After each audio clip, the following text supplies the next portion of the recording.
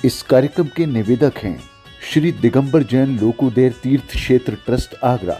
ऐतिहासिक निर्माण में भूदान कर महापुण्य का अर्जन करें। CA Subhash Chandra Jain, doctor Saroj Jain प्रतिमाधारी, Renu Jain, doctor Anjali Jain प्रतिमाधारी, Aditya, Aarav, आरती, कमल, सानवी एवं कुवम, निवासी सोनीपत हरियाणा। श्री विद्या सुधामृत सामाजिक कल्याण समिति सागर, अध्यक्ष श्री सुरेंद्र जैन सट्टू, कार्यपुर 9302912981। महामंत्री श्री राजकुमार जैन मिनी। शिविर पुण्यार्चक ऋषभ जैन बांदरी 9302910021। कार्याध्यक्ष राजेश जैन एडीना। कोषाध्यक्ष सुरेंद्र डबडेरा। गौरव अध्यक्ष राजेंद्र जैन केसली। स्वागत अध्यक्ष आशीष पटना। मुख्य संयोजक श्री विनोद छाबड़ा जयपुर। प्रशासनिक व्यवस्था श्री कमल जी जैनपुरा। पूज्य गुरुदेव के चातुर्मास 2024 हेतु श्री विद्या सुधामृत सामाजिक कल्याण समिति को दान देने के लिए बैंक डिटेल्स: खाता श्री विद्या सुधामृत सामाजिक कल्याण समिति Sagar, account number 09490100456 IFSC ICIC 0000949। Bank name ICICI bank limited. स्थान भाग्योदय तीर्थ सागर। जय श्री ओम नमः सिद्धेभ्यः। जय श्री ओम नमः सिद्धेभ्यः। जय श्री ओम नमः सिद्धेभ्यः। जय श्री ओम नमः सिद्धेभ्यः।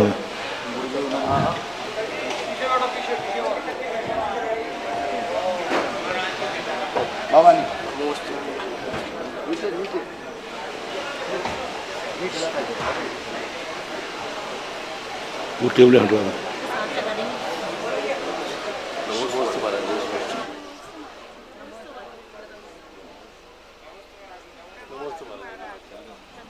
वो टेबल हटा दो वहां से।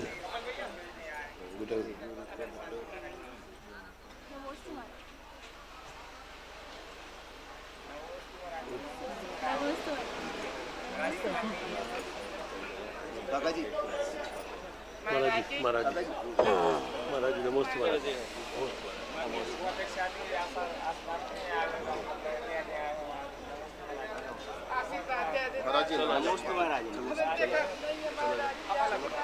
थोड़ा आप लोग पीछे खिसक जाओ, थोड़ा सा वो हटा दो टेबल। हटवा दो वो टेबल, ये भी टेबल दोनों हटा। थोड़ा पीछे रखो।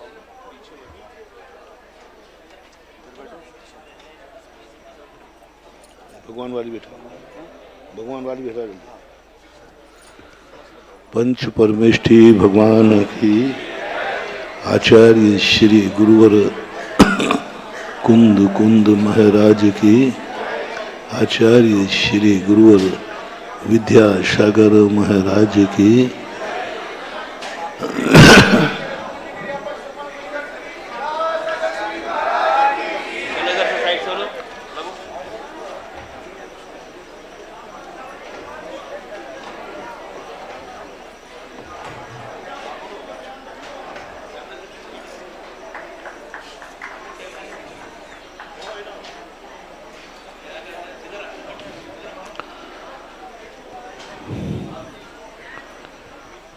व्यक्ति संसार में व्यक्ति के पतन के एक कारण नहीं होते, अनेक कारण होते हैं। मन में विकृतियां किसी एक निमित्त से नहीं आती, अनेक निमित्त बनते। संसार में कोई दुश्मन किसी एक कारण से नहीं बनता, अनेक कारण मिलते हैं। और कोई भी कार्य हो, कोई भी एक कारण से कभी कार्य नहीं होता, अनेक कारण मिलकर के एक कार्य करते हैं। अनेक कार्य, आज तक कभी एक कारण से कोई कार्य संपादित नहीं हुआ। दीपक भी जलाना है तो माचिस भी चाहिए, घी भी चाहिए। दीपक अखंड चाहिए, हवाओं की अनुकूलता चाहिए। कितने कारण बनते हैं, तब एक दीपक बनता है, एक ज्योति बनती है, एक अंधकार को दूर कर पाती है। और उसकी प्रक्रिया यदि हम देखते हैं तो प्रक्रिया कितनी लंबी चौड़ी होती है। एक दीपक की प्रक्रिया कितनी लंबी चौड़ी होती है। घी के लिए हम यदि शुरुआत करें तो किसी ने कहा कि दीपक चाहिए,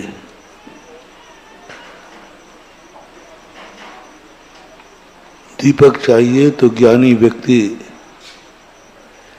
गाय खरीदने चला गया। एक गुरु ने कहा जाओ ये दूध बेच के आओ।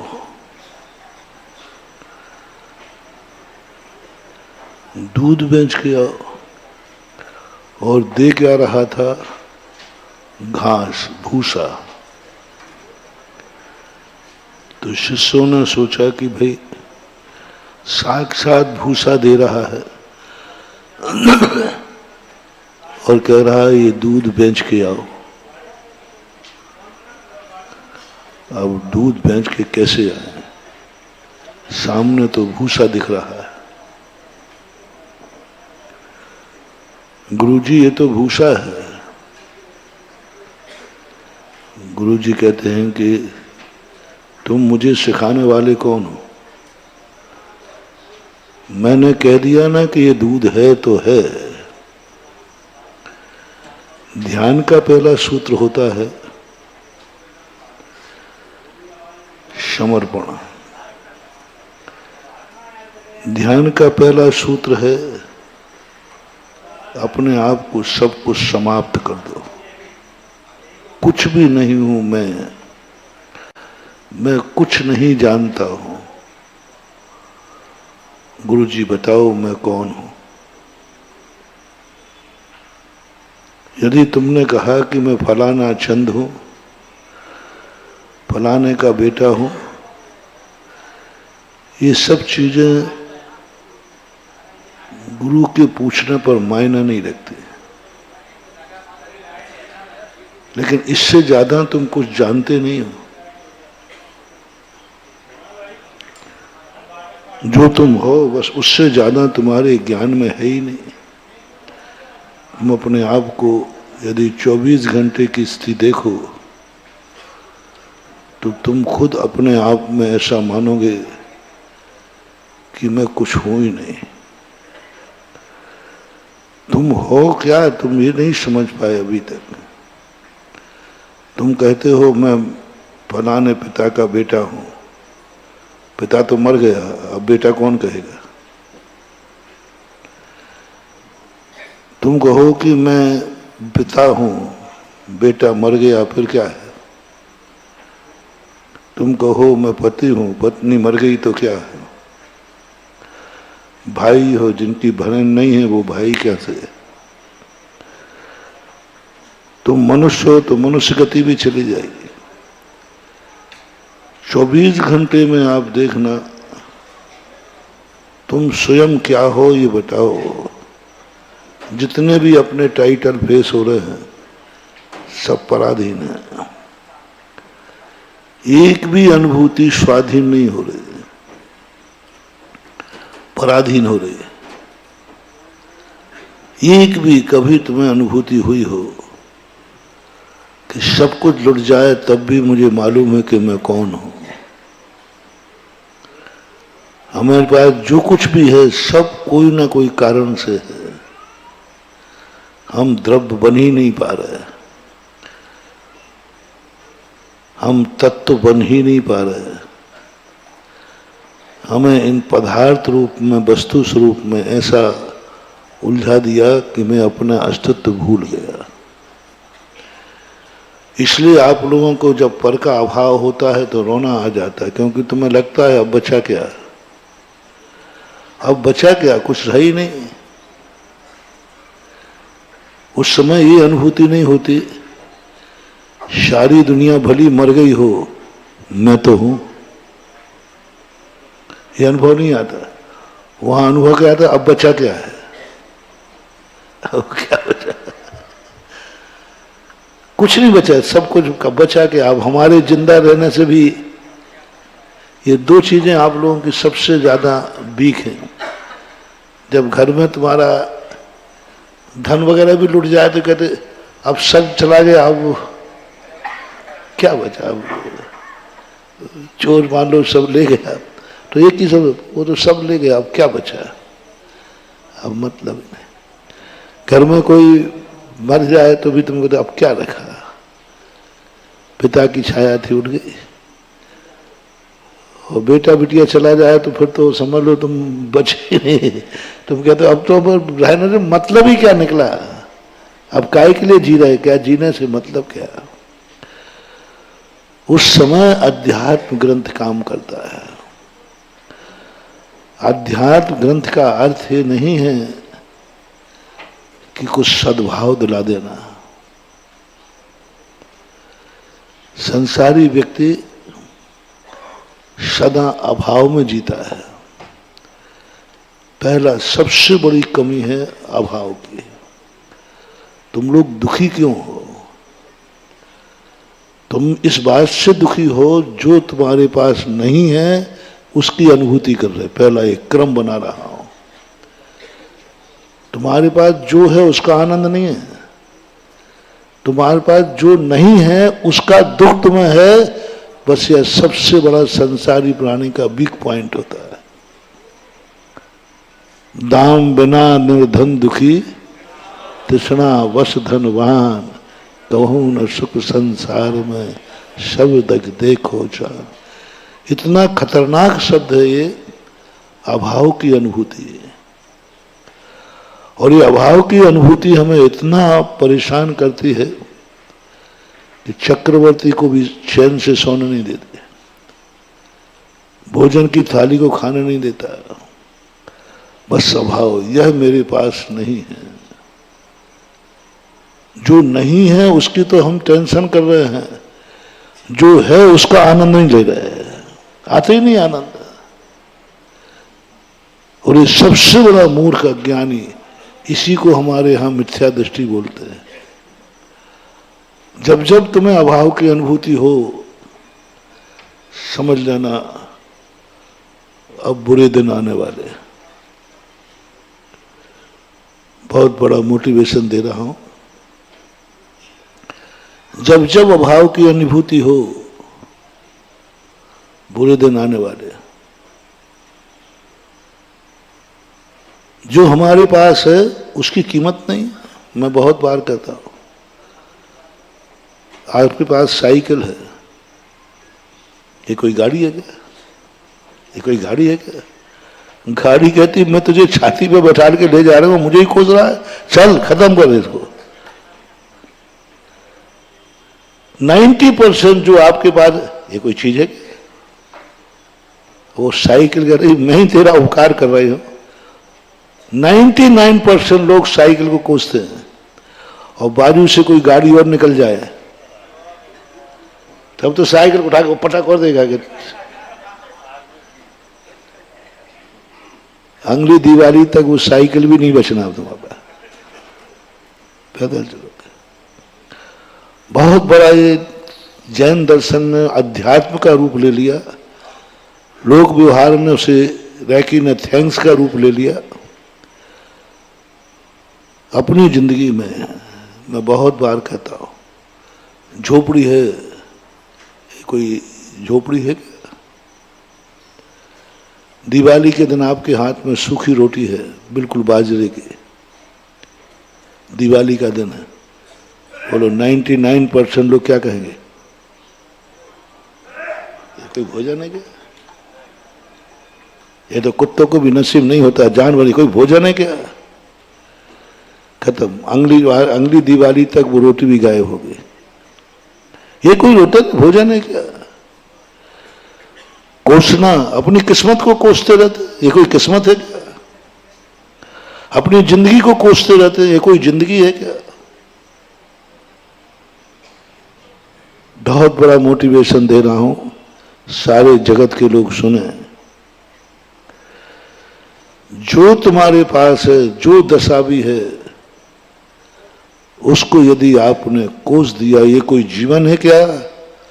बहुत जल्दी तुम्हारी अकाल मौत होने वाली है और तुम्हें वो जीवन मिलेगा कि मनुष्य भी बनोगे तो 2 मिनट से ज्यादा जिंदगी नहीं मिलेगी। घर में आओगे, घर में मर जाओगे, सम्मूर्छन होगे, अल्पायु वाले होंगे। अल्पायु वाला कौन होता है? जो बार बार अपनी जिंदगी को कहता है ये कोई जिंदगी है क्या? इस जीने से क्या फायदा है? ऐसा परिणाम आते पूज्यवर रविशरण आचार्य महाराज पद्म पुराण। अपने जीवन के प्रति हतोत्साहित होना, अपने जीवन के प्रति ये भाव आना, ये कोई जिंदगी है क्या? बस उस समय तुम्हें आत्मघात नाम का एक परघात और एक आत्मघात नाम कर्म आता है। इसमें आत्महत्या का भाव आता है, स्वयं मरने का भाव आता है। क्यों आता है? क्योंकि उसने कई बार अपनी जिंदगी को ये कहा ये कोई जीवन है क्या? ये कोई जीवन है क्या? ये कोई जीवन है क्या? इसके 2 पाप बंद हो जाते। एक तो आत्मघात नाम कर्म का बंद होता है, तुम खुद अपनी जिंदगी को आलोचना कर रहे हो, तुम अपनी जिंदगी का खुद घात कर रहे हो। तुम्हारी जिंदगी का दूसरा कोई बुराई नहीं कर रहा है, तुम खुद अपनी जिंदगी की बुराई कर रहे हो। दुनिया में ऐसा व्यक्ति नहीं देखा जो खुद की वस्तु की बुराई करे, खुद की बुराई करे। अरे अपने कारनामों की बुराई करो तो फिर भी ठीक है, लेकिन तुम तो खुद की बुराई कर रहे हो। मेरे से बुरे काम हो रहे तो आलोचना करो, ये कोई काम है क्या? अपने बुरे कारनामों की आलोचना करने की छूट दी है, अपनी जिंदगी की आलोचना करने की छूट नहीं दिया। कारनामे की बुराई करो, तुम में कोई दुर्गुण है, तुमसे कोई अपराध हो गया है तो उस अपराध की निंदा करो, जिंदगी की निंदा नहीं करना। कितना भी बड़ा पापी क्यों ना हो, स्वयं कोई प्रायश्चित नहीं लिखा कि तुमने इतना पाप किया हो तुम खुद फांसी पे चढ़ जाओ, इज्जत वाले हो तो। राजा तो फांसी दे गई, सरकार तो फांसी दे गई, इसकी अपेक्षा स्वयं फांसी पे चढ़ जाए तो कैसा रहेगा? एक अपराधी है जिसको फांसी की सजा भूल चुकी है, इससे अच्छा है वो पहले ही अपने हाथ से फांसी लगा लेवे ना। मरना तो हो गया, राष्ट्रपति आज का भी खारिज हो गई। बहुत बड़ा रहस्य बता रहा हूं, फांसी सजा भूल चुकी, फांसी लगना ही है, 5 मिनट बाद फांसी लगना है। तो फांसी लगने की अपेक्षा स्वयं फांसी लगा ले ना। नहीं, राजा फांसी देवे, फांसी पे चढ़ जाए,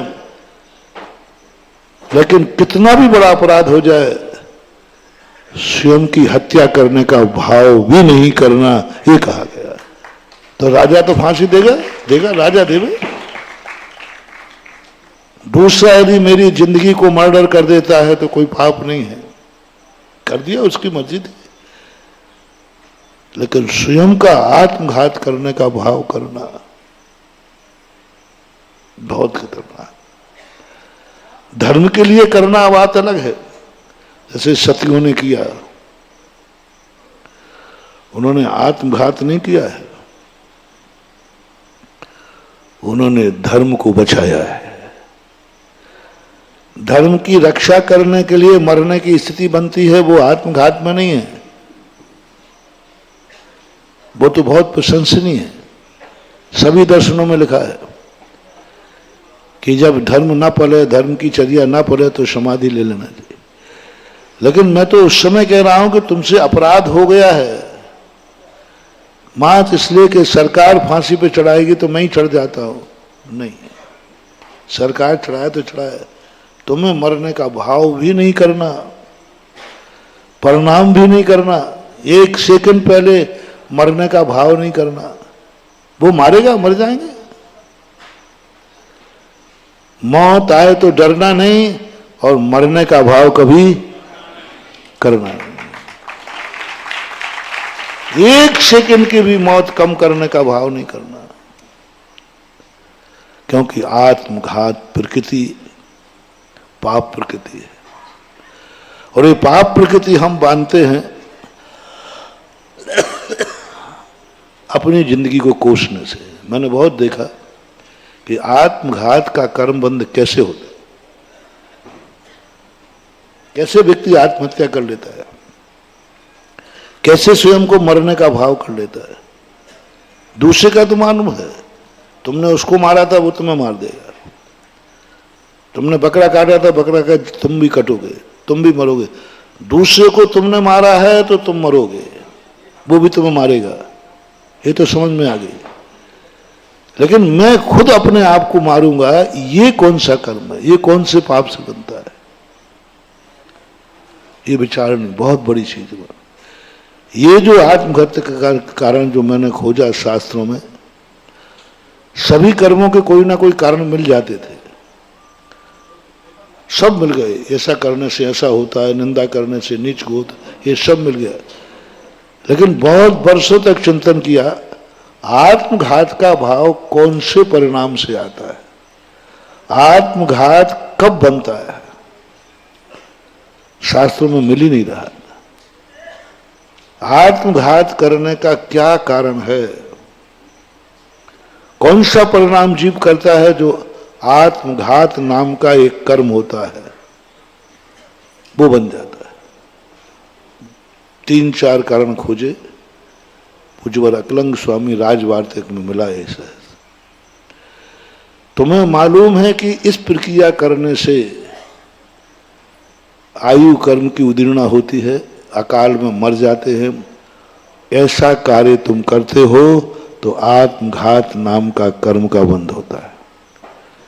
मालूम है तुम्हें कि इससे मेरी आयु कम होगी, आत्मघात होता। जैसे शराब पीता है, गुटखा खाता है, उसे मालूम है कि ये सब खाने से अकाल मौत हो सकती, होती ही है। टेंशन करने से, तुम्हें मालूम है क्यों कहा गया टेंशन करने का? टेंशन करने में क्या बुराई है भाई?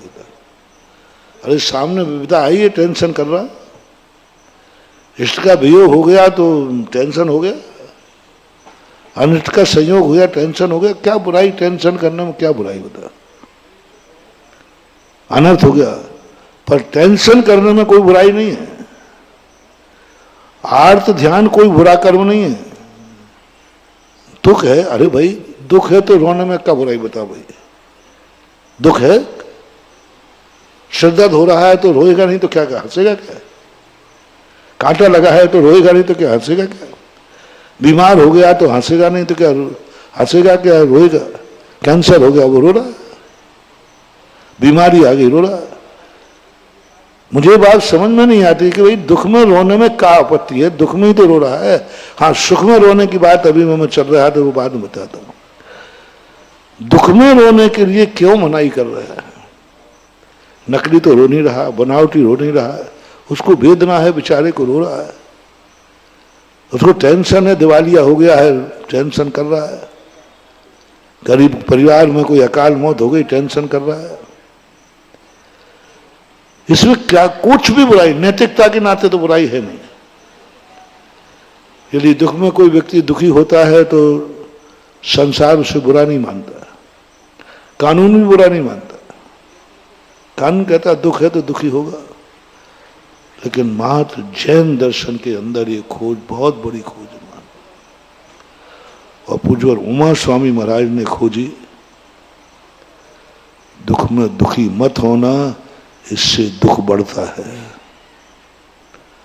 दुख शोक तापा क्रंदन परिवेदना ज्ञान असद विद्य से। क्या गजब का सूत्र है, सबसे बड़ी कठिन साधना है मानव। मुनि बनना सरल है, महावृत्ति बनना सरल है, करोड़ों का दान देना सरल है, 10 उपवास करना सरल है, 16 उपवास कर लो। ऐसी दुनिया की कोई साधना नहीं है जो इस सूत्र को से नमोकार मंत्र की सिद्धि सरल है। और मैं तो कहता हूं मोक्ष जाना भी सरल है, कोई कठिन नहीं है। और मोक्ष तो यूं, मोक्ष जैसी सरल चीज कुछ है ही नहीं। बहुत, अब तो मुझे यूं बाएं हाथ का खेल है, दरवाजा खुला होता है तो अभी जाके देख के घूम के तक आ जाता है। वो तो रास्ता बंद है ना, गाड़ी नहीं जाती, वहां करें क्या। यदि आप पंचम काल में मोक्ष नहीं तो अभी तक तो हम घूम के आते, सारे शिवरात्रि में घुमाते, चलो रे।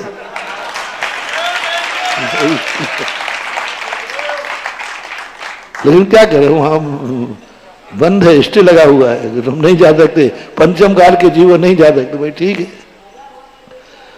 और मुनि बनना तो इतना सरल है, इतना सरल है, बहुत बहुत बिल्कुल इतना सरल है, कुछ है ही नहीं। कुछ मुनि बनने में पता नहीं लोगों ने हुआ मचा रखा है।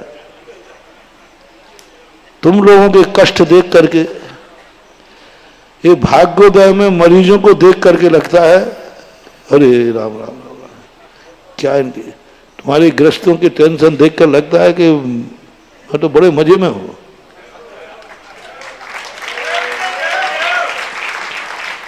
तुम्हारी गृहस्थी इतनी खतरनाक है, इतनी खतरनाक है कि तुम लोगों के शब्द सुन सुन करके तुम तो भगवान से कहते हो, भगवान 1000 भाव भी मिले मनुष्यों के तो मैं मुनि बनना चाहूंगा, गृहस्थ नहीं बनना चाहूंगा। क्योंकि कुछ इतना टेंशन, इतना सब कुछ। मुनि बनना बहुत सरल है, बहुत, कुछ भी कठिन नहीं है, कुछ भी कठिन नहीं है। लोगों ने बजा रखा तलवार की धार पे चलना। अरे काय की तलवार चल रहा, काय की तलवार की धार चल रहा, यूं बढ़िया चल रहा हूं। मुझे तो कभी महसूस नहीं हुआ कि तलवार की धार पे चलना हो। मुनिचर्या में तो मुझे आज तक कोई परेशानी नहीं हुई कि मैं ऐसा टेंशन आया हो कि ये चर्या मैं कैसे पालूं। एक भी चर्या में कभी भी विकल्प नहीं आया कि चर्या बहुत कठिन है। जैसे ही हमें कठिन लगती है तो मन से कहता, मन कहता है देखो बहुत चर्या कठिन है, गृहस्थ के कष्ट सुनाओ। तो नहीं, उससे तो अच्छे हैं, उससे तो अच्छे हैं। तो मतलब उससे अच्छे हैं तो शांत बैठ। मुनि बनने में कुछ नहीं करना महानुभाव, मन की तरंगे मार ले, बस हो गया भजन, आदत बुरी सुधार ले, बस हो गया भजन। क्या भैया है क्या धर्म को? धर्म को लोग हुआ समझते हैं, ये धर्म है, ये धर्म है। मैं तो कहता हूं धर्म तो बेचारा इतनी अपनी सुविधाएं मिलाता है। भगवान महावीर स्वामी ने जितने उपदेश दिए जीने के लिए दिए, अच्छी तरह जियो। जो भी त्याग कराए अच्छी तरह जीने के लिए, मरने के लिए कोई त्याग नहीं है, अच्छी तरह जीने के लिए सब कुछ कराए। और लोगों ने इसको तमाशा बना रखा, लोगों ने हुआ बना रखा है। प्रतिमाएं लेना हुआ, अरे काहे का हुआ है, थोड़े से मेहनत होती, उसके ज्यादा फिर बीमारियों की मेहनत। मन की तरंगें थोड़ी सी कंट्रोल कर लो, महत्वाकांक्षाएं, इच्छाएं, वासनाएं, बस ये 3 चीजें ढूंढ लो। इच्छा, महत्वाकांक्षा और वासना, ये 3 चीजें खतरनाक है। महत्वाकांक्षा क्या कहलाती है? अपनी जिंदगी की आवश्यक वस्तुओं को पूर्ति करना इच्छा नहीं है। भूख लगी तो रोटी खाना इच्छा नहीं है, प्यास लगी पानी पीना, बीमार हो दवाई खाना नहीं। तुम्हारा बचा रहा हूं मैं। अरे बीमारी में दवाई खाना कौन सी इच्छा है? वो तो उसका कार्य में। जितनी जिंदगी में जीने के लिए जिन जिन चीजों से हमारे प्राण जा सकते हैं, उन चीजों को ग्रहण करना है, ग्रहण करने का भाव करना, ये कोई पाप नहीं है, इच्छा भी नहीं है, ये आवश्यकता है। इच्छा में और आवश्यकता में बहुत अंतर, बहुत अंतर है। भूख लगने पर रोटी खाना ये इच्छा नहीं है, ये आवश्यकता है, कुदरत की देन है। कुदरत ने कहा नहीं खाओगे मरोगे, मैं क्या करूं उसके लिए? पानी नहीं पियोगे मरोगे, बीमारी में दवाई नहीं खाओगे मरोगे। दवाई खाना, अरे दवाई काहे की पाप है, काहे के लिए खा रहे दवाई? वो चमनप्राश मदान मीठा लगता है ना, इसलिए खा रहा।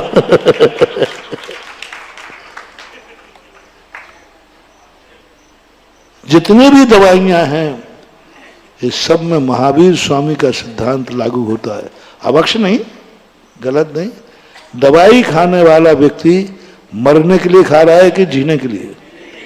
काय का पाप होगा? महावीर स्वामी ने कहा जियो। दवाई महावीर का सिद्धांत है। किसी भी शास्त्र में औषधि को धर्म कहा, दान कहा। वो कैसे पाप हो सकती है? जो दान की कोटि में आता है, पाप का दान नहीं होता है। दान तो पुण्य का ही होता है, अच्छी वस्तु का होता है, कोई पाप नहीं।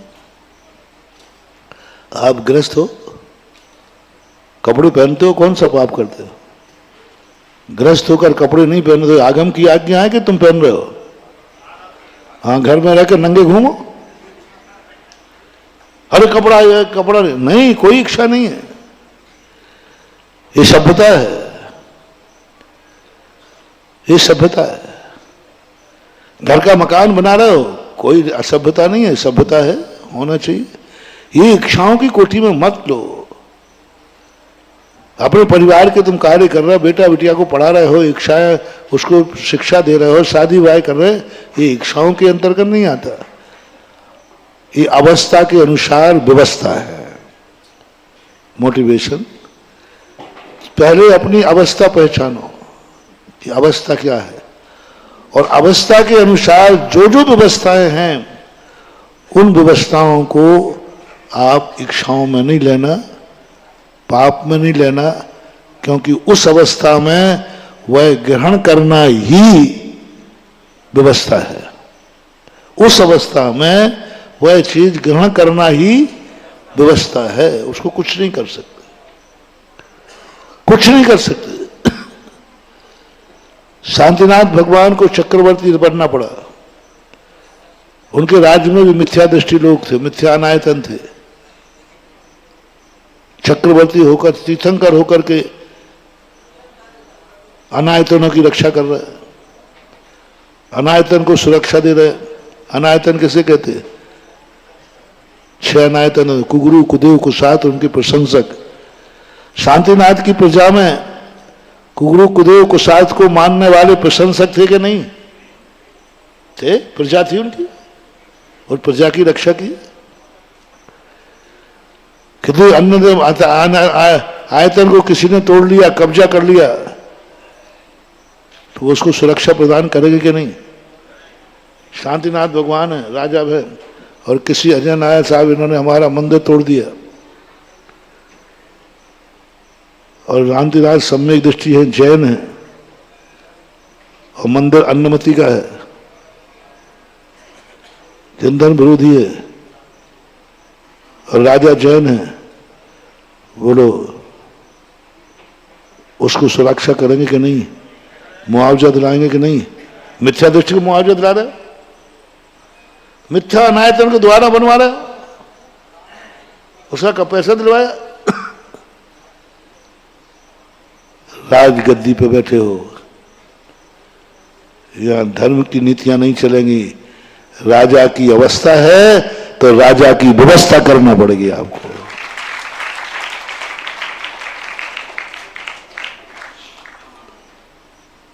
राजा की व्यवस्था करना पड़ेगी। तुम राजा हो, राजा का अर्थ होता है प्रजा को सुरक्षा प्रदान करना। राजा का अर्थ ये नहीं कि सारे मांसाहारियों को मार डालो, सारे शराबियों को मार डालो, नहीं।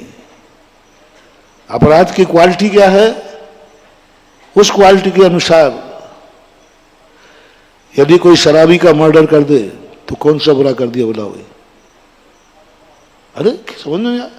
शराबी था, दिन रात शराब पीता था, पूरे घर को मारता था, सब कुछ गलत करता था, उसको मार दिया? नहीं, धर्म कहता है आप शराबी की शराब छुड़ाइए, लेकिन शराबी का मर्डर नहीं कर सकते आप। ये साजा की व्यवस्था है। राजा छोटे से उसमें जाकर उसकी जिंदगी नहीं छीन सकते। ठीक है, शराबी है, वो जुआरी है, सब कुछ है, पापी है, समझ पापों को करता है, क्या वो दूसरे को नुकसान दे रहा है? नहीं दे रहा है, तो आप उसे फांसी नहीं दे सकते। आप राजा है। फांसी किसे दी जाती है उसका भी कानून है। जो दूसरों की जिंदगी उजाड़ दे वो फांसी के लायक है। जो अपनी जिंदगी उजाड़ता है उसे फांसी नहीं दी जाएगी। समझाएंगे, दंड करेंगे, सब कुछ करेंगे, लेकिन फांसी नहीं दे सकते। शांतिनाथ भगवान के दरबार में आप जैन साहब हैं, एक मजदूर था, मजदूरी करा ली और उससे कहा भाई देख ये पैसा मेरा जैनी का पैसा है, तो एक नियम कर, आज शाम को मजदूरी जब दूंगा तब तू नियम कर, इस पैसे से शराब तो नहीं पिएगा। अरे जैन साहब का पैसा है साहब, और बिस्ती का पैसा है, तो अरे नियम कर, शराब तो नहीं पिएगा मेरे पैसे से। मैं कहता साहब मैं तो शराब पिए बिना रह नहीं सकता, हम दूसरा पैसा मेरे पास है नहीं, मैं मजदूरी कर ही रहा था शराब के लिए। और ये कोर्ट केस हुआ, शांतिनाथ भगवान के पास कोर्ट केस पहुंचा। अपन छोटे मोटे मजिस्ट्रेट को नहीं ला रहा है। और उसने किया कि साहब ये हमारी मजदूरी नहीं दे रहे, इन्होंने मेरी मजदूरी करा ली, मेरे महीना भर मेहनत करा ली और ये दे नहीं रहे। तो शांतिनाथ कहें भैया क्यों नहीं दे रहे? बोले महाराज अब हमारी सुनिए, ये मेरा पैसा देखो, मैं जैन साहब हूं, अहिंसा का पुजारी हूं, ईमानदारी से कमाता हूं, कभी मैंने शराब पी नहीं, मैं पैसा देने को तैयार हूं, बस ये कहलवा दो कि मेरे पैसे से शराब नहीं पिएगा। कानून क्या निर्णय करेगा? शांतिनाथ भगवान क्या निर्णय करेंगे? ये तो आपको पहले पूछना था कि हम शराबी से नौकरी नहीं कराएंगे। ये तो पहले पूछ सकते थे कि भाई देखो तू शराब पीता है, मैं नौकरी नहीं कराऊंगा। तो काम करवा लिया, अब कानून उसके पक्ष में। वो कहता साहब मैं शराब पीऊंगा पीऊंगा पीऊंगा, मैंने मजदूरी इसी के लिए ही करता हूं। कानून चाहे शांतिनाथ भगवान हो, फैसला होगा आपको उसके लिए मजदूरी देना। ठीक है, आप समझा सकते हो, कर सकते हो, लेकिन मजदूरी नहीं रोक सकते। शांतिनाथ भगवान ने शराबी के लिए पैसा दिलवा दिया, दिलवाना पड़ेगा, ये कानून की व्यवस्था है। आप तीर्थंकर तो होंगे, राजा की अवस्था है तो आपको राजकीय कार्य करना पड़ेगा। करते हैं, किए हैं उन्होंने। हम किसी की जिंदगी को रोकने के अधिकारी नहीं हो सकते और उसके बदले में कुछ और करें। इसलिए जो तुम्हारी जिंदगी, तुम्हारी अवस्था, सबसे पहले पोजीशन देखो, तुम क्या अवस्था में हो, तुम कौन हो, तुम्हारी पोजीशन क्या है, फिर उसकी सारी व्यवस्थाएं तुम बनाओ। कोई बात नहीं, तुम्हें कोई दोष नहीं लगेगा। अब इच्छाएं जो होती हैं, इच्छाएं वो होती हैं जो इच्छाएं हमारे अनुकूल नहीं है। अब देखना इच्छा को पाप कैसे कहा। इच्छा को पाप मैंने खोजा, इन सब चीजों को मैंने बरी किया, क्योंकि इनको इच्छाओं का निरोध करने की बात कही है। मैंने कहा रोटी का निरोध करूं? बोले नहीं। उन्होंने कहा इच्छाओं का निरोध, जो तुम्हारे पद के अनुकूल नहीं है उनके प्रति यदि तुम्हारी नीयत खराब हो रही है तो वो इच्छाओं के अंतर्गत आएगा। जो तुम्हारे, तुम जैन हो, जैन के अनुकूल नहीं है वो कार्य तुम कर रहे हो। तुम पिता हो, पिता के विपरीत कार्य कर रहे हो। तुम अपने आप को बेटा मानते हो, बेटा के प्रतिकूल कार्य कर रहे हो। तुम अपने आप को पति मानते हो, पति के विरुद्ध कार्य कर रहे हो। तुम अपने आप को भाई मानते हो, भाई के विरुद्ध कार्य कर रहे हो। तुम अपने आप को महाराज का भक्त मानते हो और महाराज के विरुद्ध कार्य कर रहे हो। तुम मंदिर में भगवान को मानते हो और मंदिर में ही तुम विरुद्ध कार्य कर रहे हो। तुम नमोकार मंत्र को मानते हो और नमोकार मंत्र से विरुद्ध कार्य करा रहे हो। राम की हत्या करना है, ओम ह्रीम हरम शांतिनाथ इंद्राय नमः। ये है कि इच्छाएं हैं। और इसका अर्थ दूसरा होता है महत्वाकांक्षा। महत्वाकांक्षा जो बनती है वो जितना तुम पा नहीं सकते उससे अधिक में। महत्वाकांक्षा गलत की नहीं, अच्छे की। जितना तुम्हारे पास नहीं है उससे अधिक पाने की इच्छा करना। तुम्हारे पेट में जठराग्नि खाने की क्षमता नहीं है और अधिक खाने का भाव करना, इसको बोलते हैं महत्वाकांक्षा। कल्पना की उड़ान, शेख चिल्ली जैसे ऐसे परिणाम कर रहा है ये। और वासना क्या कहलाती है? वासना का अर्थ होता है सुपरघाती। तुम्हें मालूम है कि यह चीज हमारे लिए भी, दूसरे के लिए, दोनों के लिए घातक है। वासना को कहा गया सुपरघाती। और तुम्हें मालूम है इससे मेरा घात है, इससे मेरी सारी अवस्था का घात है और सामने वाले का भी नाश है। फिर भी तुम्हें उस कार्य को करने का भाव आवे, इसको बोलते हैं वासना। महत्वाकांक्षा, इच्छा और वाद, ये तीन चीजें निषेध की गई। बाकी सब व्यवस्थाओं में लेना।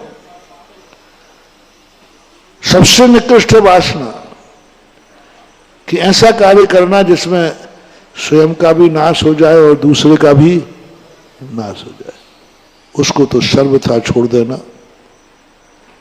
कि जो सुपरघाती कार्य हैं और तुम्हारे ज्ञान में है कि यह कार्य करने से मेरा भी और सामने वाले दोनों का विनाश निश्चित है, वह परिणाम सबसे पहले छोड़ने योग्य है। दूसरा परिणाम जो हमारे लिए पद के विरुद्ध नुकसानदायक नहीं है, कोई नुकसानदायक नहीं है, सामने वाले का घात भी नहीं है, लेकिन मर्यादा के विरुद्ध है। मर्यादा के विरुद्ध है, पद के विरुद्ध है, जाति के विरुद्ध है, कुल के विरुद्ध है, इज्जत के विरुद्ध है। कोई नहीं है, सामने वाले से कोई नाश नहीं है, स्वयं का भी घात नहीं है, लेकिन यद्यपि शुद्धम लोक विरुद्धम ना करणीयम ना अचोदम। लोक विरुद्ध है, शुद्ध है, कोई बाधा नहीं है, अशुद्धि नहीं है, कोई बाधा नहीं, किसी को भी ऐतराज नहीं, तुम्हें भी ऐतराज नहीं, लेकिन तुम्हारी मर्यादा के विरुद्ध। कितनी चीजें हैं जिनमें मर्यादा के विरुद्ध है। मर्यादाओं के विरुद्ध अपनी इच्छाएं नहीं उठने देना, दूसरा त्याग। तीसरा, अपनी कुवत से आगे इच्छाएं करना, महत्वाकांक्षाएं करना। हमारी कुवत नहीं है, तुम कभी शांत नहीं रह पाओगे। उसी बात को मैं बता रहा था, महत्वाकांक्षाएं सबसे ज्यादा हानिकारक हो, और इतनी महत्वाकांक्षाएं होती हैं कि उसकी पूर्ति नहीं होने पर तुम्हारा सुसाइड का भाव आता है। फिर तुम कहते हो ये कोई जिंदगी है क्या? विफलता का सूत्र, सम्यक दृष्टि के पार विफलता होती ही नहीं, असफल कोई होता ही नहीं, कभी हो ही नहीं सकता असफल। सम्यक दृष्टि के कोष में असफलता नहीं होती, विफलता नहीं होती, वो कभी विफल हो ही नहीं सकता। किसी भी चीज में विफल नहीं होगा वो, क्योंकि वो सम्यक दृष्टि है। मिथ्या दृष्टि हारता है, मिथ्या दृष्टि चूकता है, सम्यक दृष्टि नहीं, क्योंकि सम्यक दृष्टि के बाद पहले से ही वो द्रव्य, क्षेत्र, काल, भाव भाव को देख लेता है। वो उतनी ही इच्छाएं करेगा जिसमें शाम को सफलता मिलेगी, विफल होने का सवाल ही नहीं। वो अपनी कुवत पहले देख लेता है। उसने देख लिया कि मेरी किस्मत में लाख रुपए महीना कमाना है, वो 75,000 रुपये कमाने की इच्छा करेगा। वो भगवान से कहेगा भगवान, उसको पहले मालूम है। हमारे आचार्य जी कहा करते थे कि जब 2 उपवास करने की इच्छा हो तो ये किया करो, 3 की हो तो 2 किया करो, 1 की शक्ति हो तुमने 2 कर लिए तो बस रात में सोते समय कुआ बावड़ी पे चाट के ठेबरे पे चाट खाओगे स्वप्न में।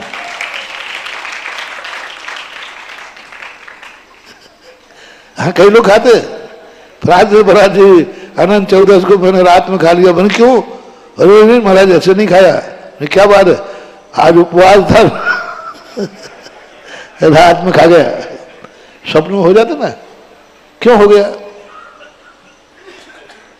एक अभ्यास में होना अलग चीज है, शुरुआत में हो जाता है, लेकिन बहुत बड़े के बाद तुम प्रतिमाधारी हो गए, उसके बाद ग्रस्त की बात अलग है। मुकुट सप्तमी की बच्चियां करती हैं, उनको माफ है। अब बेचारी को 8 साल की 10 साल की हुई नहीं और उपवास उसको चढ़ा देते और सूली पे चढ़ जा बिटिया, चढ़ जाओ। उसको बेचारी कर दिया, वो रात मम्मी सुबह हुआ कि नहीं, और रात के 11-12 बजे से वो बेचारी फिर उसको सुलाते, फिर जगाते, फिर सुलाते, और सुबह होते होते कहाँ लिखा है कि बच्चियां करना चाहिए मुकुट सप्तमी में? बच्चियों ने की थी।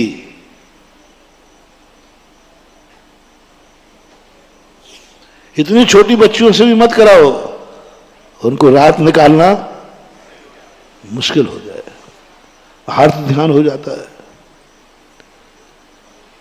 गिलानी हो जाती है, कहाँ के नियम बना रखे। फिर भी यदि उस बच्ची के रात में स्वप्न में खाना पीना हो गया तो कोई बड़ी बात नहीं, प्रतिमाधारी के। और हम मुनिराज को, हमने उपवास किया और रात में स्वप्न में यदि खाना पीना हो गया तो मुनि को माफ नहीं है, स्वप्न में भी। तुम इतने तत्वज्ञानी होकर तुम ऐसे समर्थ से बाहर तुमने क्यों किया? समर्थ के अनुसार करना।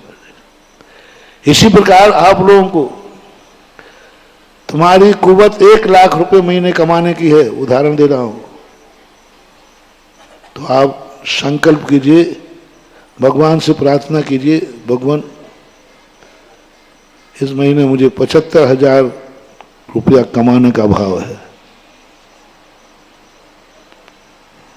कमा कितने सकते हो? और संकल्प कितने का किया? देखो महीने की 1 तारीख जब 1 लाख आएगा तो मन कहेगा 25 ज्यादा लाया हूं, आनंद भर जाएगा। और 1 लाख की तो कुवत नहीं है, और 1 करोड़ की कह रहा भगवान 1 करोड़ मिल जाए तो बहुत अच्छा है। अब तो आपको टेंशन तो आनी है ना। ऐसा कार्य किया जिससे तुम्हें टेंशन आ जाए। टेंशन की बात मैं कह रहा था, टेंशन बाधक क्यों है?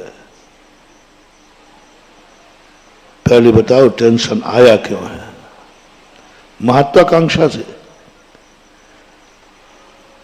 इच्छाओं से, वासनाओं से। इन तीन के कारण से ही टेंशन आता है, भी नहीं कह रहा हूं। इच्छा की पूर्ति नहीं होना, महत्वाकांक्षा की पूर्ति नहीं होना, वासना की पूर्ति नहीं होना, इन तीन कारणों से टेंशन आता है। और इन तीनों कारणों को जो करता है वो नियम से अशाता वेदनी कर्म के बंध को करता है। फिर दुख क्यों हो रहा? फिर दुख में भी उन्होंने कह दिया दुख सुख। रोने क्यों नहीं दे रहा जब दुख है तो? रोने क्यों नहीं दे रहे? चीखने चिल्लाने क्यों नहीं दे रहे? क्यों नहीं हम चीखे दुख है जिससे दूसरे लोग मेरी सहायता करने आए? उन्होंने कहा नहीं नहीं, आप चीखना चिल्लाना। क्यों? असाता वेदनी कर्म का बंद होगा, ये कोई बड़ी बात नहीं, हो जाए तो हो जाए। सबसे बड़ा जब दुखी होता है पूज्यवर अकलंक स्वामी महाराज, आत्मघात नाम कर्म का बंद होता है। आयु कर्म की उदीर्णा होती, आर्त ध्यान में सबसे ज्यादा आयु कर्म की उदीर्णा होती, आर्त ध्यान में। और आयु कर्म की उदीर्णा करने का निमित्त बनाना बस आत्मघात नाम कर्म के बंध का कारण है। जिन कारणों से शराब बीड़ी सिगरेट पीने में कोई बड़ी बात नहीं है ठीक है, पाप है, लेकिन को महापाप क्यों कह दिया गया? क्योंकि सबसे बड़ा कारण इसमें है कि तुम्हें मालूम है कि इससे अकाल मौत हो सकती है, फिर भी आप ग्रहण कर रहे हो, तो आपको आत्मघात नाम कर्म का बंध होता है। अभी तो शराब के कारण तुम अकाल में मरे हो, कल के दिन कुदरत ही तुम्हें इतनी छोटी उम्र देगी कि जन्मोगे और मर जाओगे। एक श्वास में 18-10 बार मरोगे, क्योंकि आपने वो निमित्त मिलाए। इसलिए ऐसे निमित्त, ऐसे कार्य, ऐसे टेंशन नहीं करना जिससे तुम्हें आत्मघात नाम कर्म का बंध हो। दूसरा कारण बंद होता है जो अपनी जिंदगी को कोसता है, अपनी किस्मत को खोजता है। ये कोई जिंदगी है क्या? ये कोई जीवन है क्या? इससे अच्छा तो मर जाना ठीक है। ऐसा भाव भी करोगे तो आत्मघात नाम कर्म का बंध होगा, तुम्हें सब कुछ होकर के भी आत्महत्या का भाव आएगा। इसलिए अपनी जिंदगी से कभी ऊबना नहीं, कभी नहीं ऊबना, कभी नहीं थकना, कभी ये भाव नहीं करना कि बस जिंदगी अब ऊपर उठा लो तो अच्छा है। नहीं, जिंदगी जीने के लिए मिली है, मरने के लिए नहीं मिली है। मरूंगा तो कोई बात नहीं, लेकिन मरने का भाव नहीं करना। कष्ट आएंगे तो क्या फर्क पड़ता है? कर्म किया है तो भोगना पड़ेगा। हाँ, आत्महत्या करने से कष्ट दूर हो जाते हो, सो बात नहीं है। आत्महत्या करने से तुमने आज अपने आप को मारा है, कर्म तुम्हें बार बार मारेगा, बार बार ऐसा मारेगा, घर में आएगा तुम्हारा गर्भपात करा दिया जाएगा। तुमने अपनी जिंदगी को काटा था ना, लो अब कोई तुम ऐसे घर में जाओगे कि तुम्हारे टुकड़े टुकड़े करके नाली में फेंक देगा। रविशंकर आचार्य पद्म पुराण में जो आत्महत्या का भाव करते हैं, ऐसे जीवों का गर्भपात करा करके उनको जीने के लायक ही नहीं रहने देता और घर में ही मार दिया जाता है। इसलिए ऐसा परिणाम, और कोसना नहीं कभी। जो कुछ तुम्हारे पास है, गरीबी का कारण, बीमारी का कारण जो है, उसको थैंक्स कहो। साइकिल है, कम से कम कहो प्रभु कम से कम है तो सही। कई लोग तो हैं जिनके पास बस ये सब चीजों की पूजा कराने को क्यों कहा जाता है? कोई नई गाड़ी लाओ, मन की इनकी पूजा कोई पागलपन है। मकान की पूजा, गाड़ी की पूजा, सब चीजों की पूजा। अब इनकी पूजा का अर्थ क्या था, कोई लेना एक न देना दो। बाद में जब खोजा, वास्तु में इसका उदाहरण मिला।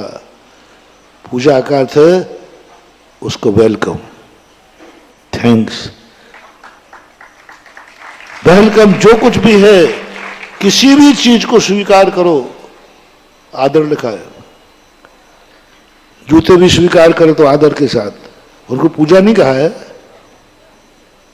लेकिन ज्योतिष में दिया है कि जूता पहनते समय ध्यान रखना, 24 घंटे तक जूता टूटना नहीं चाहिए, जूते में कांटा नहीं लगना चाहिए, कांच नहीं लगना चाहिए, काटना नहीं चाहिए 24 घंटे तक। कपड़े में लिखा है भद्रबाहु सामने, 24 घंटे तक कपड़ा की पूजा देखो क्या है। 24 घंटे तक उस कपड़े को इतना आदर सम्मान दो कि वो कहीं गंदा नहीं हो जाए, फट नहीं जाए। फट नहीं जाए, फटने का लिखा है। कपड़ा पहना 24 घंटे के अंदर फट गया, अशुभ का संकेत है।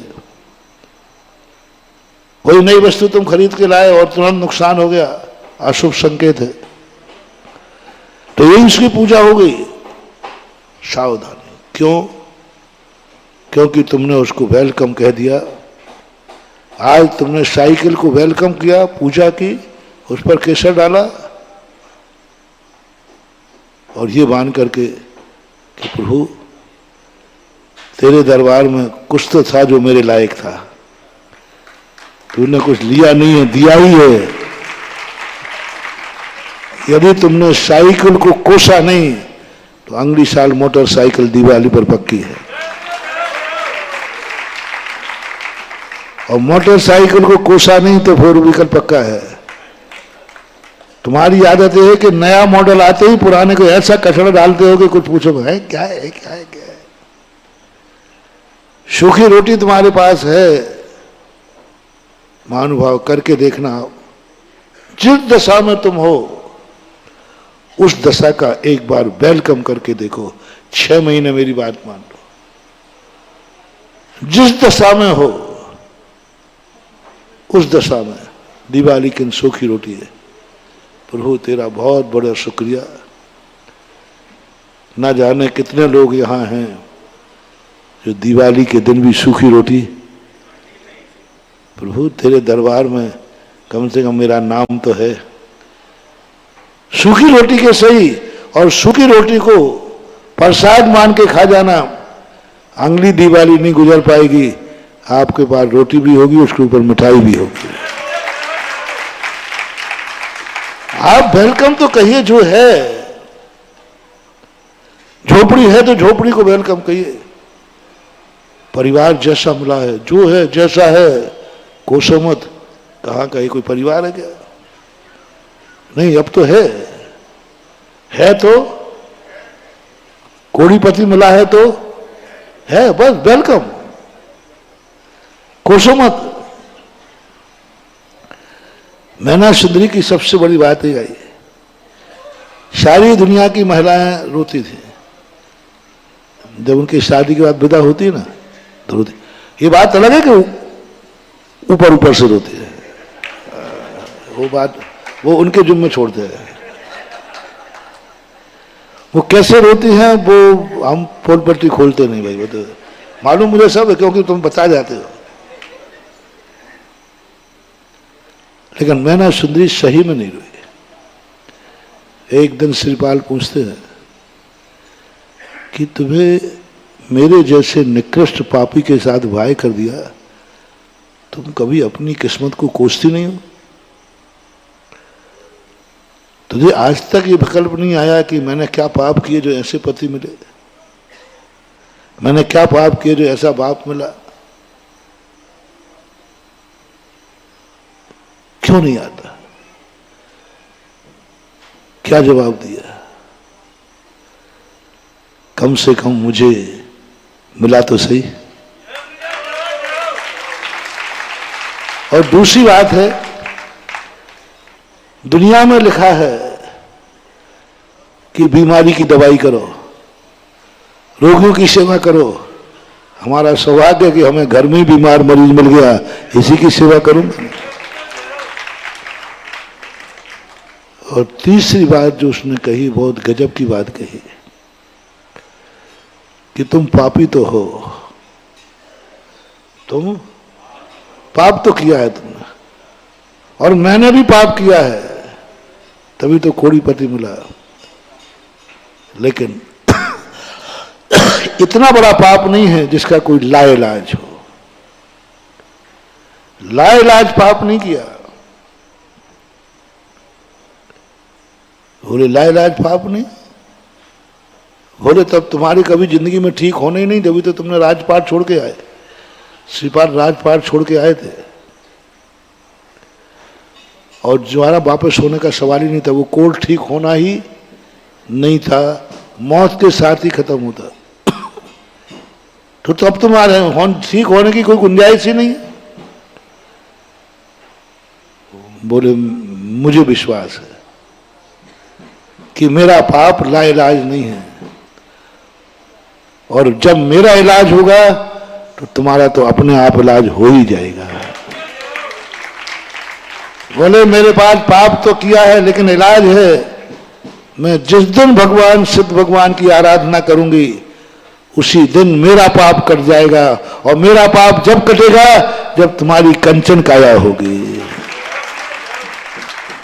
ये विश्वास होना चाहिए। धर्मात्मा यही कहता है कि मुझे विश्वास है कि मेरे जीवन में ऐसा कोई पाप नहीं है जो मैं धर्म से नहीं काट सकूं। कटेगा? कौन कहता नहीं कटेगा? लाइलाज बीमारी थी श्रीपाल के लिए। मैना सुंदरी कहती मुझे अपने धर्म पर विश्वास है, मैं लाइलाज पाप नहीं कर सकती। पाप तो किया है मैंने, लेकिन लाइलाज पाप नहीं किया, लाइलाज पाप नहीं किया। और सबको मालूम है शिव चक्र मंडल विधान किया, लाइलाज बीमारी का भी इलाज हो गया। सबसे बड़ी चीज कोसा नहीं, उसका सबसे बड़ा गुण था उसने कोसा नहीं, वेलकम किया। कोस सकती थी, ऐसी दशा में कोसने में क्या बाधा है, पर उसको उसने कोसने की अपेक्षा स्वीकार किया। कोसने की अपेक्षा, किस्मत को कोसने की अपेक्षा किस्मत को सुधारने की चेष्टा करो तो बड़ा पार हो जाएगा। सुधारने की चेष्टा करो। तुम्हारे जीवन में कोई गलत आदमी आ गया तो उसको कोसने की अपेक्षा सुधारने की चेष्टा करो। यदि वो नहीं सुधरता है तो तुम सुधर जाओ, कोसने की जरूरत नहीं है। या तो उसको सुधार दो, नहीं सुधरता है तो स्वयं सुधर जाओ। और स्वयं अपने जीवन में सुधार की जब स्थिति लाओगे तो अपने आप सारे रास्ते खुलते जाते हैं। इसलिए अपनी जिंदगी को कभी भी वेलकम करना सीखो। जो कुछ तुम्हारे पास है आनंद से भर जाओगे। सूखी रोटी में ऐसा रस आएगा कि वो शतरस भोजन खाने वाले भी, और जो सूखी रोटी में यदि वेलकम करके खाओ, आनंद होके खाओ, जिंदगी को जीने का आनंद लो, मरने का भय नहीं। मरने का भय नहीं आ जाए, जीने का आनंद आ जाए। कल मरोगे, आज तो नहीं मर रहे ना। जो तुम्हारे पास, इसका आनंद बहुत बड़ा आनंद है। मैं बड़ा पहले टेंशन में रहता था, बहुत बड़ा टेंशन, भयंकर टेंशन आता था। मैं कोसता था ऐसा, कहाँ विदेश क्षेत्र में मुनि बनता, अभी भगवान बन गया होता। इतनी तपस्या, इतने उपवास, जितनी तपस्या यहां कर रहा हूं, इससे कम तपस्या में मोक्ष मिल जाता। कहां का ये पंचम काल मिला, काय का मुनि बदे, मोक्ष तो है ही नहीं। अरहंत बनने की बहुत इच्छा थी, और जब जब अरहंत बनने की इच्छा होती थी टेंशन हो जाता था। और आगम मोहल कह दिया तू लाख उपाय कर, बन ही नहीं पाना। तो और टेंशन। इच्छा तो है, इच्छा तो है और बन पाना नहीं। इच्छा तो है, अपन इच्छा की परिभाषा महत्वाकांक्षा की क्या बनाई? महत्वाकांक्षा है मैं अरहंत कब बनूंगा, अभी भी है। बहुत दुख का कारण है। मैंने इतनी यातनाएं सही हैं, रात रात भर सोया नहीं, नींद ही नहीं आती थी। मैं अरहंत कब बनूंगा, मैं अरहंत कब बनूंगा, मैं सिद्ध कब बनूंगा। अब यही टेंशन है। मैं अरहंत का बुरा बुरा भाव तो नहीं है ना, लेकिन महान टेंशन। रातें हराम कर दी, सामाजिक बिगड़ गई, सब बिगड़ गया। अरहंत कब बनूंगा? अरे विदेश क्षेत्र में मुनि महाराज होता तो अभी तक। अरे बाद में जाकर के जब पता चला कि मर जाएगा तो इस टेंशन में है। फिर जब से मैंने त्याग किया, मुझे अरहंत बनने का कोई टेंशन नहीं, सिद्ध बनने का कोई टेंशन नहीं। मैं मुनि हूं, ये कम है क्या? मुनि पद का वेलकम करो, थैंक्स करो, उसको कोस रहे हो कि मैं पंचम काल का मुनि बना, चौथे काल का बनता, विदेश क्षेत्र का बनता। अब तो बन गया, क्या खाक बनेगा तू? इसको कोस और सुझी और चला जाए। मुनि पद को कोस और तो ये और चला जाए। तो तुम्हारी साइकिल चली गई ना, किसमें चली गई? ये कोई गाड़ी है क्या? साइकिल भी गई। ये कोई मकान है क्या? वो भी गए। ये कोई जिंदगी है क्या? वो भी गई। ऐसे के ये कोई मुनि पद है क्या? ये कोई मुनि पद है क्या पंचम काल? तो बेटा ये मुनि पद और चला जाएगा। वो तो अकल आ गई जिंदगी में, पहले आ गई, अब तो आ गई अकल, नहीं जाना तुम्हें। जब मुझे ये सूत्र पता चला कि जो भी वस्तु तुम्हारे पास है उसको कोसो मत, उसको वेलकम करो। कितना बड़ा पद है तुम्हारे पास। जो मैंने प्रारंभ में कहा था ना, अपन लोग अभाव में दुखी होते हैं। किस में दुखी होते हैं? जो नहीं है उसका दुख है, जो है उसका खुशी नहीं है। तृष्णा वश हम अरहंत बनने के लिए तृष्णा कर रहे हैं। हम लगे हैं कि हम अरहंत कब बनेंगे, क्या फायदा है पंचम काल के मुनि बनने से, मोक्ष तो मिलना नहीं, कोसते रहो। मुनिपद कहता है मेरी बदौलत तू पूज रहा है, मेरी बदौलत तू सामायिक कर रहा है और मुझे ही कोस रहा है। चल निपटा देगा वो, मरने के पहले ही मुनिपद खत्म हो जाएगा। वेलकम करो। आनंद, इतना आनंद है महानुभाव, इतना आनंद। जब से सूत्र आया है मुनिपद का आनंद आने लगा है। कल्पना करो कितना भाग्यवान हो। पंचम काल का दुर्भाग्य नहीं, भाग्यवान कितना हूं। पंचम काल में, हीन संगनन में, भौतिक चकाचौंध में मुनिपद धारण करने का भाव आया। आनंद, आनंद ही आनंद। वेलकम, ऐसा आनंद टपकेगा। अरे तेरा पद कम है क्या? कितने पापों से बच गया, कितने आरोप ध्यान से बच गया। कर्म बंधों की जब श्रृंखला पढ़ता हूं, विपाक विषय कर्म ध्यान, धर्म ध्यान में, कौन से कर्म से कौन से पाप बंद होते हैं, उन सब कर्मों के बंध से बच गया। कम है क्या? किन किन कर्मों के बंद होते थे सब शास्त्र में लिखा है। ये करने वाले को ये कर्म बंद है, उन सब से बच गया। एक बार उपकारी दृष्टि से देख मुनिपद को, उपादेय दृष्टि से देख मुनिपद को, तो तुझे भी भगवान को और किस्मत को, मैं अपनी किस्मत को अब कोसता नहीं हूं, मेरी किस्मत सबसे अच्छी किस्मत है। सामायिक करते समय मेरे भाग्य देखो, पंचम काल में सामायिक कर रहा है। पंचम काल में हीन संगठन के साथ सामयिक प्रतिक्रमण। भाग्य तो देखो इस पंचम काल में केशरंज कर रहा हो, इस पंचम काल में सर्दी गर्मी में बिहार कर रहा हो, हीन संगठन के साथ। अब बनाओ पंचम काल के मुनि पद के फायदे। वो नहीं, मुनि पद में क्या क्या कमियां हैं, पंचम काल के मुनि बनने से क्या क्या घाटा है। 2 लिस्ट बनवा रहा हूं भाई, एक लिस्ट में बना चुका हूं। पंचम काल के मुनि बनने से क्या क्या घाटा है। अशांति मिली, क्लेश मिला, कर्म को ठोकने का भाव आया। अब बनाओ अपन पंचम काल में मुनि बनने से क्या क्या फायदा है।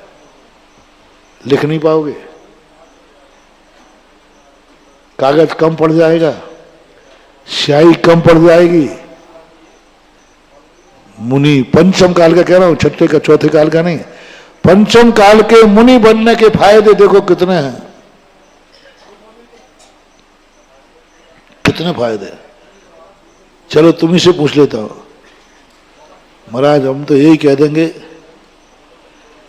मुनि की महिमा वर्णी न जाए, मुनि नाम जपो। क्या कर रहा है तू अपने मुनि पद को कोस रहा है अरहंत के चक्कर में, सिद्ध बनने के चक्कर में। जब वहां निषेध की रेखा खिंच गई है तो अभाव में मत जी, सद्भाव में जी। मुनि पद का आनंद।